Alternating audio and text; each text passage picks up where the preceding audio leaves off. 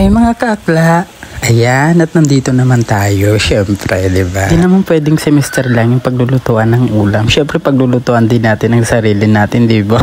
Kaya ayan mga kakla, napadaan nga pala ako kanina sa baba. Kaya ayan, bumili na nga ako ng isda. Dahil nga yung mga alaga ko, Diyos ko nga arte. Hindi ko makain ng walang nangsa, kaya ayan, napag-isipan ko na lang ibili sila ng mamurahing isda. Sana all may mura pa.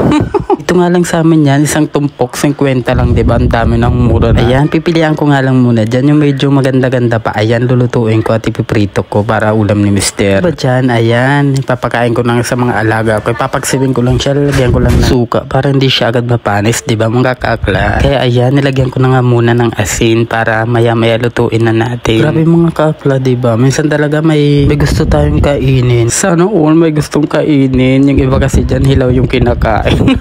Syempre mga kakla, taga-probinsya tayo, kaya ayan, hinahanap talaga natin yung magaganyang ulam, diba? Pero mga kakla ko lang yung kumakain niya kasi si Mr. hindi kumakain. Iwan ko ba ang arte-arte, puro mga prito-prito lang yung kinakain niya. Kaya ayan, hinugasan ko na nga lang muna yung mga panahog dyan. Ayan, hiniwa ko na nga muna yung kamatis, sibuyas, tapos syempre lalagay na natin dyan dahil magpapakulo na tayo ng tubig para maisalang na natin ang ating sinabawang isda. Grabe mga kakla, nakakamiss talaga kumain ng ganun, diba? Yung ulam mo, yung ganun. Ang ini-imagine mo na sa probinsya ka lang, diba? Sana all na sa probinsya. Kaya ayan mga kakla, nilagyan ko nga ng batuan dyan. Alam niyo yung batuan? Ayan, pampaasim yan. Masarap yan. Pag taga-probinsya ka, alam mo kung ano yung batuan, diba? Dito kasi tawag nila dyan butuan. Sana all batuan. Char lang, pero hindi. Batuan talaga yung pampaasim yun. Masarap yung pag mga ganyan yung sabaw, yung sinabawang isda. Ayan, masarap talaga ihalo yun yung batuan. Kaya ayan mga kakla, lagyan na muna natin ng mga pampalasa. At isalang na natin yan. Let's go!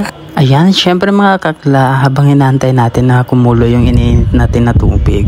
Ayan, at hihimayin muna natin yung talbos ng kamote, diba? Kaya ayan talaga, perfect talaga pag partner yan sa mga sinabawan. Gaya ng isda, syempre, diba? Ayan na nga mga kakla, at malapit na siyang kumulo. Ayan, syempre pag kumulo na yun, ilalagay na natin yung isda. Tapos, antayin lang natin ulit siya na kumulo. Pag alam nyo na mga kakla na medyo luto na yung ating panahog, ayan, pwede na natin ilagay ang ating isda.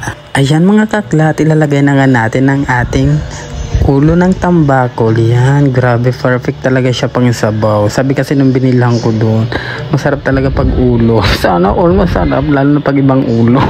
Pa mga kakla, masarap talaga yung ulo kasi nandyan yung sustansya. Sana all masarap. Kaya ayan mga kakla, ilalagay na natin ang talbos. Syempre, tas lalagyan natin ng betchem. Dadamihan natin para tulog agad tayo, diba? Ayan, at halo-haluin lang natin yan. Tapos tatakpan natin pag alam natin kumulo na ulit. Ayan, luto na siya. Pwede na natin haunin. Ayan, grabe. Ang sarap talaga pag ganyan yung ulam nyo. Diba mga kakla, grabe, nakakagutom. Hanggang dyan na lang muna. Bye! See you! Thank you for watching.